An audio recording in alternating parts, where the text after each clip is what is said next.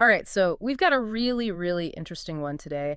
A listener sent us, well, a whole bunch of stuff actually, about the Rockefellers. Oh, yeah. I had to look at all that. And we figured, why not? Let's do a deep dive on like the Rockefeller family and how they've had their fingers in so many pies, like Yeah. finance, politics, even things like pharmaceuticals. Yeah, yeah, the stuff you sent over, it really does cover a lot of ground. I mean, their wealth, obviously, but also like how they managed it all, and all these stories about them being involved in shaping world events and even like whole industries. Right. It's been a thing, this whole fascination with the Rockefellers and their power for decades, right? Like back in their early 1900s, their fortune was already massive. Oh, absolutely. I mean, 1916, John D. Rockefeller, first billionaire in America, according to the New York Times.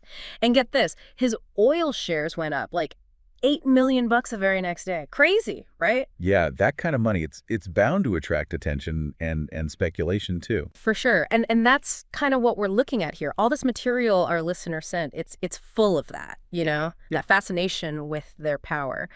So what we want to do in this deep dive is try to get past the speculation, and really look at what these documents tell us about their actual influence. Like, how did they do it? What were the mechanisms? Yeah, exactly. Let's see if we can find some surprising things in here too, some things people might not know. Okay, so first things first, the money. The sheer amount of wealth the Rockefellers had is just mind-boggling. We're talking New World Order kind of money. That term pops up a lot, connected to the brothers.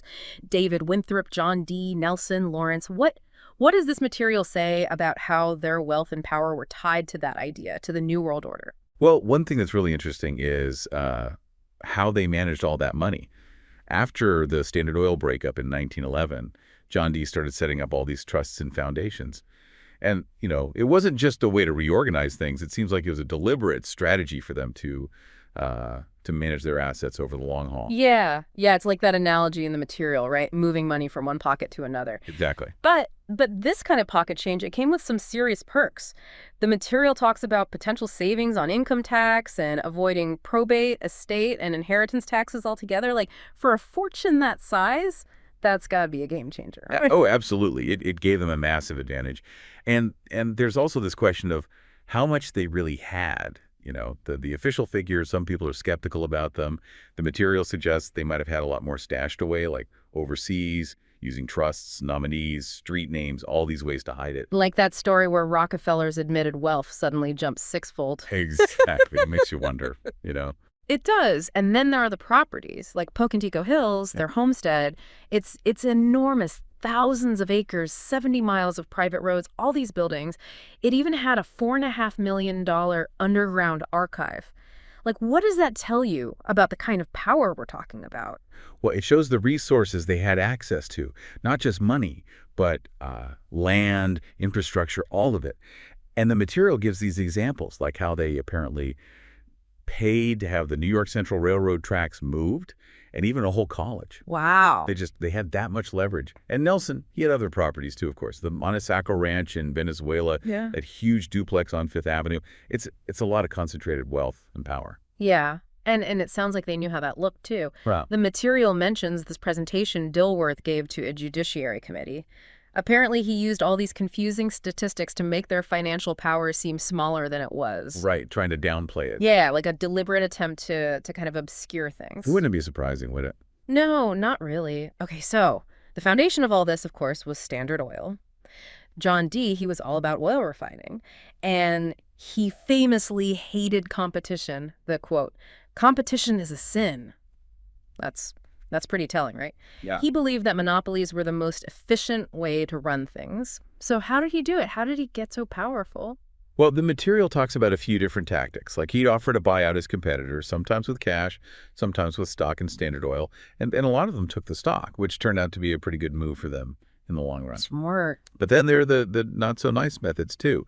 The material mentions intimidation, even dynamite in some cases, like Huh. with the vacuum oil company in Buffalo, apparently. Whoa. Yeah, he was serious about controlling the market. Ruthless.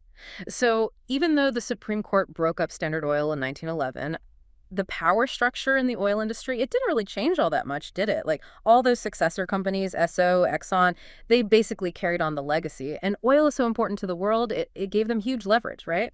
Right, think about everything that relies on oil. Fuel, plastics, even some medicines. Everything.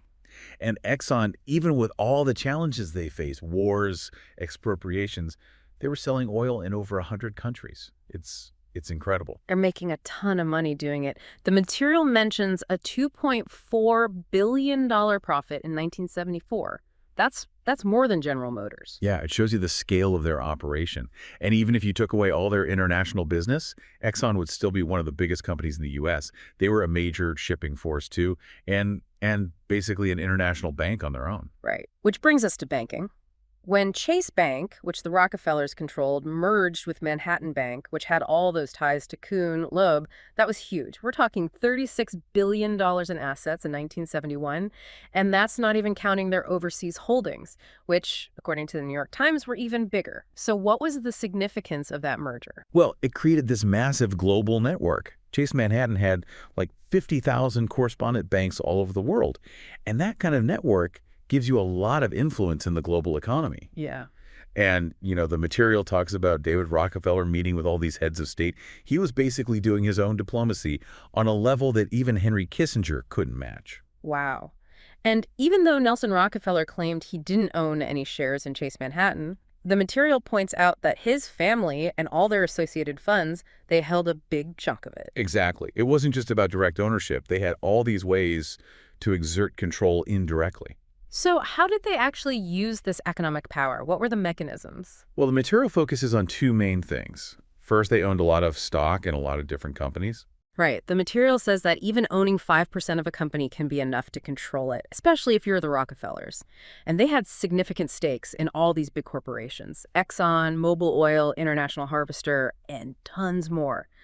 They even list all their Fortune 500 rankings from back then. So what does that tell you? It means they had a say in how these companies were run. They could influence decisions, shape the direction of whole industries, and then there's the whole thing with trust departments. Right. Banks hold a lot of assets in trust for people, and those trust departments, they usually get the voting rights for those assets. And the material argues that the Rockefellers probably used their own family trusts to gain even more control over corporate America. Like there's this statistic about Chase Manhattan's trust department controlling the biggest block of stock in 21 major U.S. corporations. Yeah. Airlines, energy companies, all sorts of stuff. That's a lot of power. And it's not just about owning stock, right? The material also talks about how lending money gives banks a lot of influence. Like, if Chase Manhattan loaned a bunch of money to a company, they could pressure them to do things their way, maybe even get people appointed to the board of directors. And apparently, Chase was really focused on lending to these big corporations. Right. It was a whole system of influence. And it wasn't just about the economy either, right? They were involved in politics and policy too, both in the U.S. and internationally.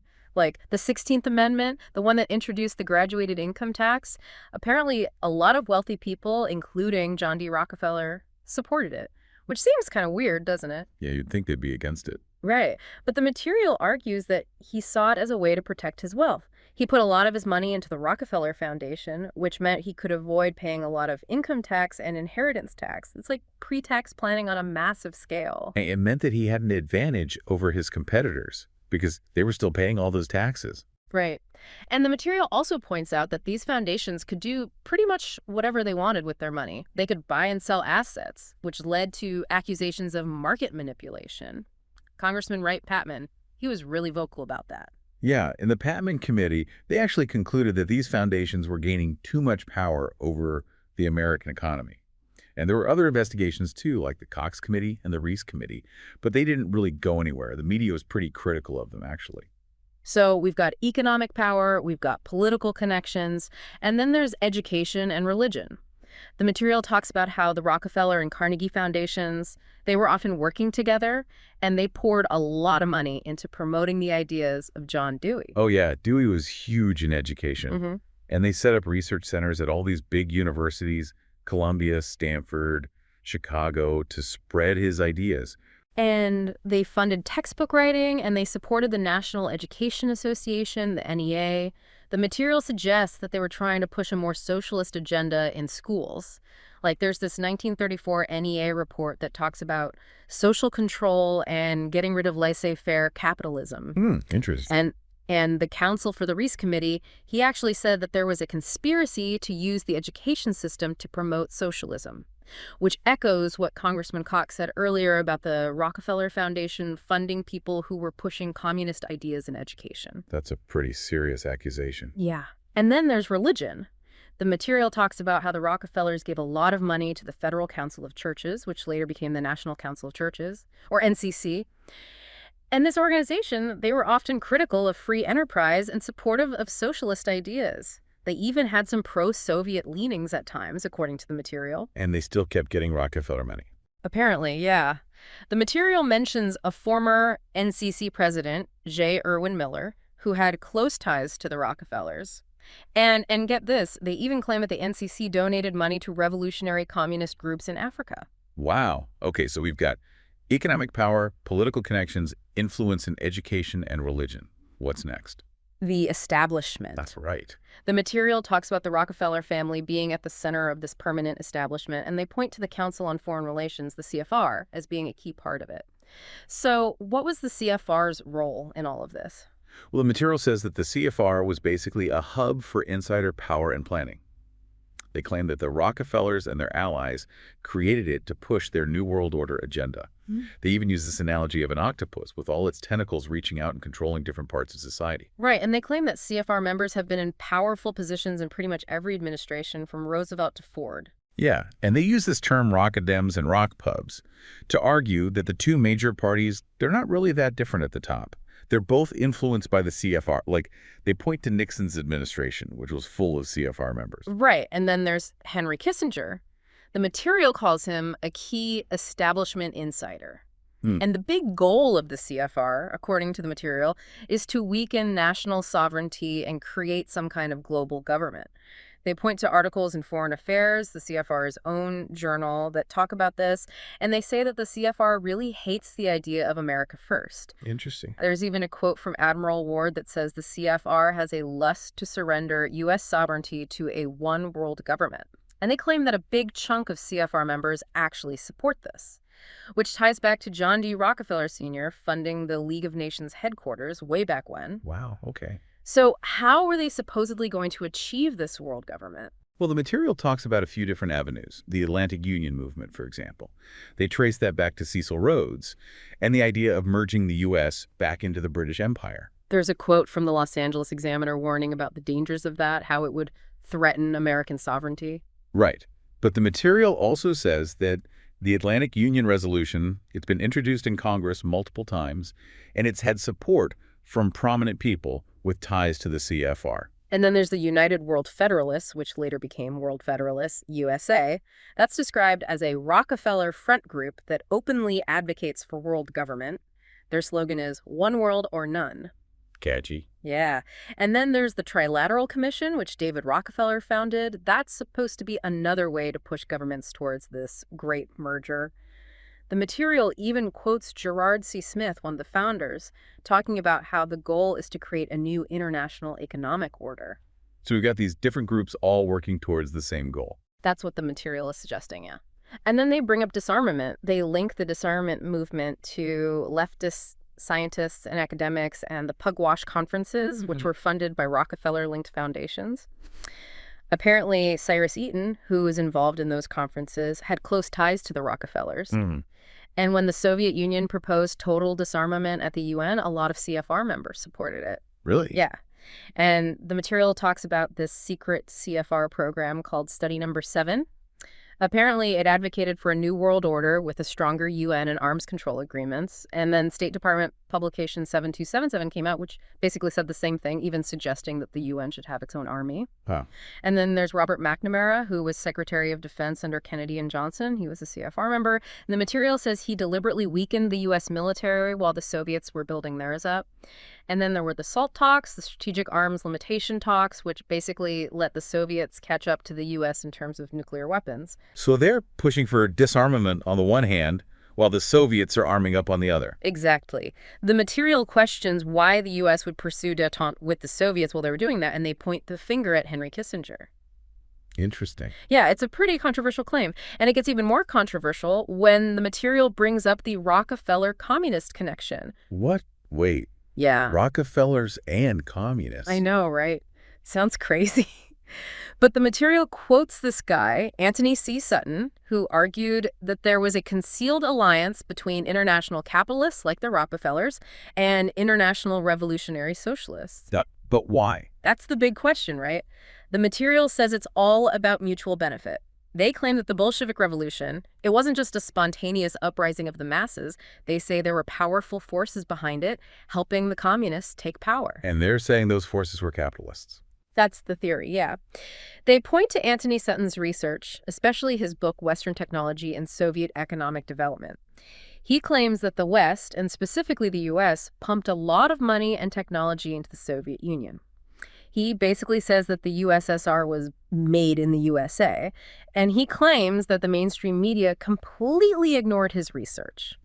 And what's the evidence for this alleged alliance? Well, they talk about the American-Russian Chamber of Commerce, which was founded in 1922. The president of that organization was the vice president of Chase National Bank, Chase, the Rockefeller Bank. the one and only. And then there's the Export-Import Bank, or Exim Bank. The material says that the Exim Bank subsidized trade with the Soviet Union using American taxpayer money to give them low-interest loans and guarantees against default. Like David Rockefeller's Chase Manhattan Bank, they financed the Kama River truck factory in the USSR. So American companies were basically helping the Soviets build up their industry? That's what the material is saying, yeah. And there was a big push to give the Soviets most favored nation status, which would have made it even easier for them to trade with the U.S. And when William Casey, a CFR member, was put in charge of the Exim Bank, he made it even easier for communist countries to get loans.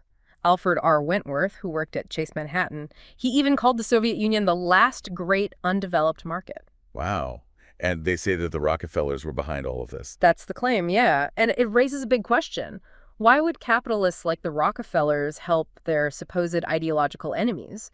The material suggests that they either controlled the communist hierarchy somehow or they had some kind of secret partnership with them. It's a pretty wild theory. It is. So what else is in this material? Well, they talk about this idea of the crisis route to world government. They say that alongside all these other things they're doing, the Rockefellers are also using crises to advance their agenda. They quote Paul Scott, who says that they've shifted from a direct approach to a more indirect one, using crises to manipulate things behind the scenes. And they talk about Richard Gardner, who was a CFR member. He apparently advocated for a piecemeal approach, where they'd identify problems in different countries and then propose solutions that would require those countries to give up some of their sovereignty to international organizations. Like, little by little, they'd erode national sovereignty and create a world government. Clever. Yeah. And they talk about Henry Kissinger's views on global cooperation. Kissinger said that the way the world was cooperating on food, that could be a model for how to deal with other global problems like energy, inflation, population growth, the environment. Makes sense. Yeah. And they mentioned this proposal for an international food bank, but they warned that it would probably be funded mostly by American taxpayers, which could lead to food shortages and price hikes in the U.S. Wow. And then they bring up this report by Paul Scott. Scott claims that Kissinger had a plan to extend international control to oil and then eventually to all energy sources. He said that if they could control energy and money, they could basically create a world government within 5 years. That's a pretty bold prediction. Yeah, and it ties into this whole thing about oil scarcity. The material challenges the idea that the U.S. was running out of oil. They say that there were huge untapped reserves, both offshore and in shale formations. Right. But they question why those reserves weren't being developed. And they point to the environmental movement as one reason. Like they talk about the Santa Barbara oil spill and how studies showed that the environmental damage wasn't as bad as people thought. But the Nixon administration used the spill as an excuse to restrict offshore drilling. And then there's the EPA, the Environmental Protection Agency. Their regulations, they made it harder to produce energy, which contributed to the energy crisis, according to the material. And get this, a lot of these environmental groups like the Sierra Club, they were getting funding from Rockefeller and Ford foundations. So they're saying that the Rockefellers were using the environmental movement to create artificial scarcity and drive up oil prices. That's the implication, yeah. And it benefits Standard Oil, of course. Right. So what about Kissinger's plan to control oil? Well, the material talks about how a lot of Western money was flowing into the Middle East to pay for oil. They suggest that those oil-producing countries could use that money to buy up Western companies and assets. Interesting. And they point out that the U.S. was supporting international lending institutions that were helping developing countries pay for oil, which meant that American taxpayers were basically footing the bill. Hmm. And they say that if there was ever another oil embargo in the Middle East, that could be used as an excuse to hand over control of U.S. oil to some kind of international body. So they're using the energy crisis to push for global governance. Exactly. And then they bring up the Club of Rome, which was founded at the Rockefeller estate in Bellagio, Italy. The Club of Rome, they advocate for zero economic growth, or ZEG.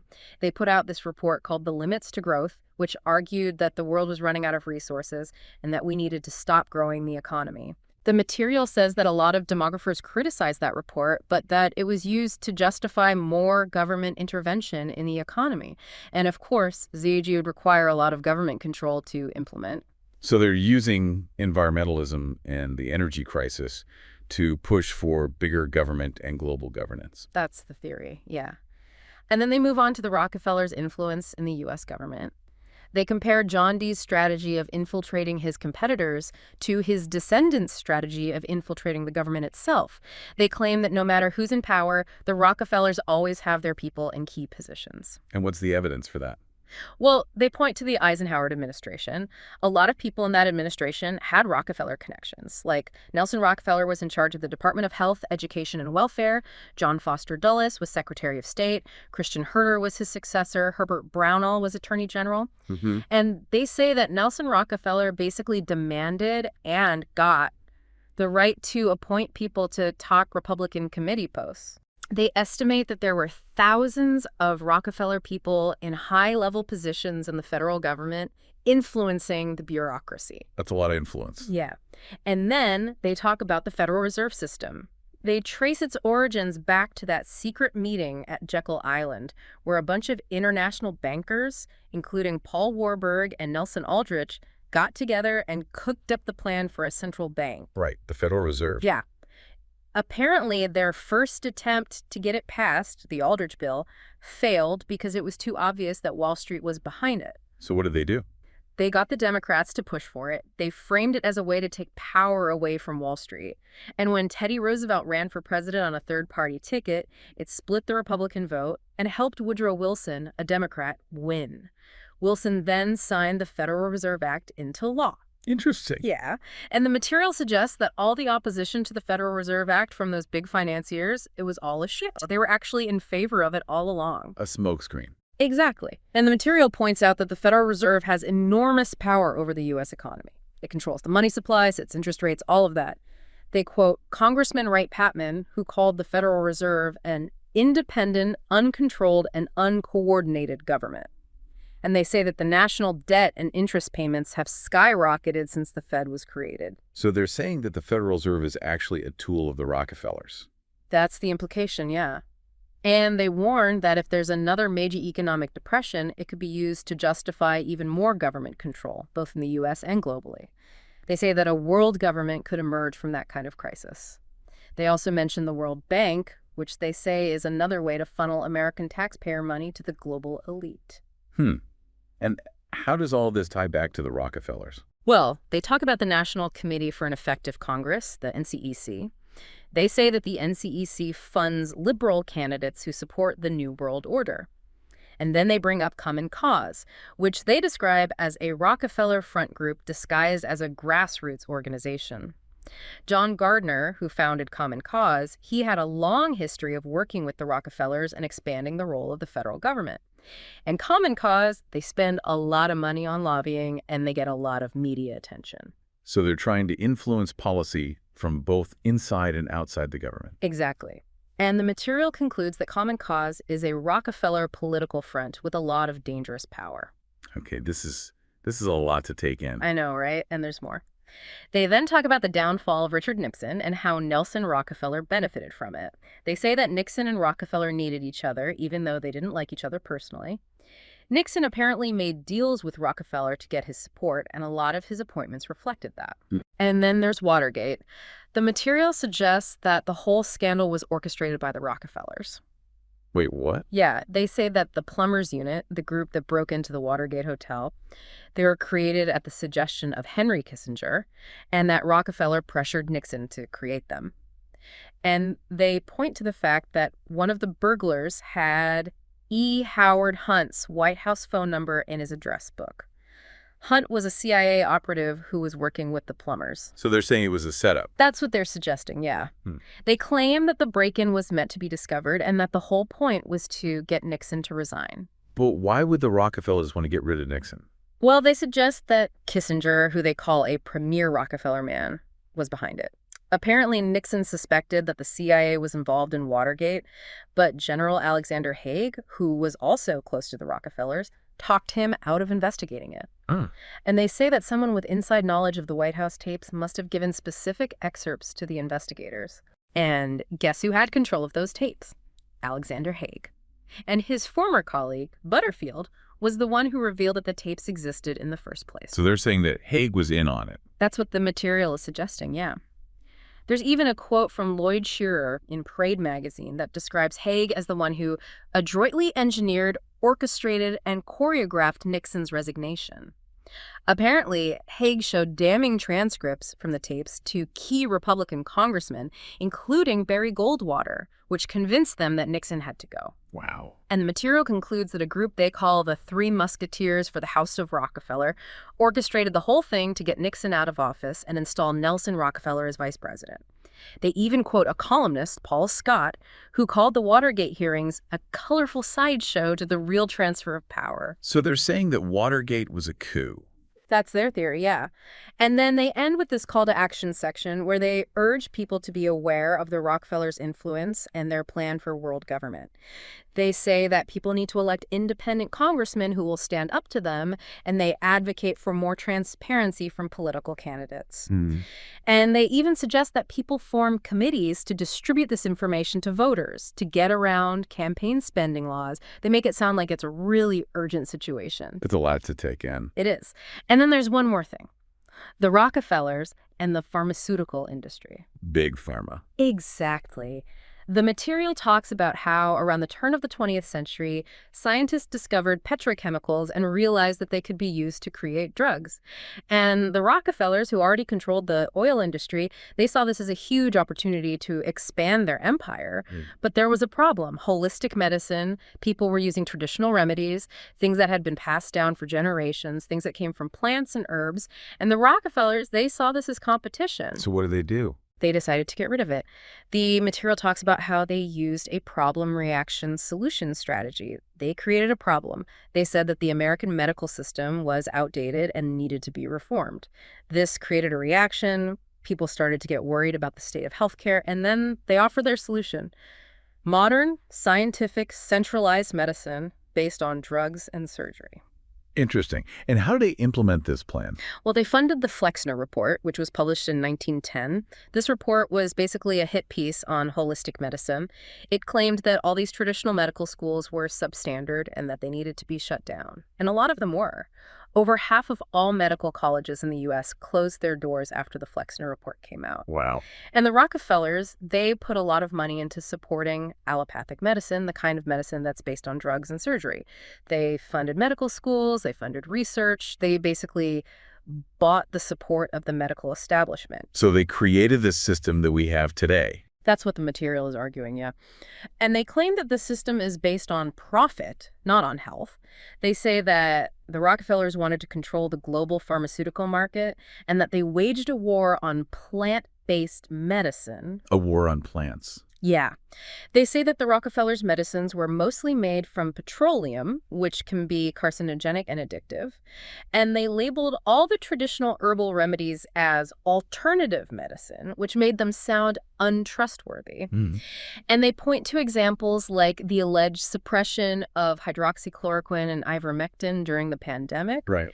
They say that these treatments were suppressed because they're cheap and effective, and they threaten the profits of the big pharmaceutical companies. Interesting. So the Rockefellers have their fingers in everything. That's what this material is suggesting, yeah. Yeah. And they even tie them to the Nazis. The Nazis. Yeah. And one of the most troubling things highlighted in your sources is his partnership with the German company IG Farben in 1939. This was the parent company of Bayer, among others. They are the aspirin people. That's the one. But this partnership goes way beyond aspirin. One of your sources straight up says that Auschwitz, the most horrific Nazi concentration camp, was actually run as a subsidiary of IG Farben. 100%. It's hard to even process that. It is, and it makes you question everything. The sources even include a quote from an IG Farben board member, Otto Armbrust, from 1941. He talks about their new friendship with the SS and how they were incorporating the concentration camps into their business operations. It's chilling. It's absolutely horrific. And what's even more disturbing is that, according to these sources, John D. Rockefeller Jr. was financially supporting IG Farben during this period. What could that support have possibly entailed? Well, one of the most horrifying aspects of all of this was IG Farben's involvement in the production of Zyklon B. Zyklon B, the gas they used in the... Yes, it was originally developed as a pesticide and insecticide. But the sources explain that the SS doctors saw how efficient it was and decided to use it for mass murder in the gas chambers. The fact that a company so closely linked to the Rockefellers was involved in such a horrific crime, it's deeply disturbing. It really makes you think about the whole ethical landscape back then. And what's crazy is that after the war, IG Farben was broken up into a bunch of companies that we all know today. Companies like General Mills, Kellogg, Nestle, Bristol-Myers Squibb, Procter & Gamble, Roche, Sanofi Aventis, and many more. It's like this massive web of connections stretching across industries and decades. And while IG Farben in itself was dissolved, its core structure, and maybe even some of its research, continued on in these new companies. It makes you wonder if there's more to this than just a historical footnote.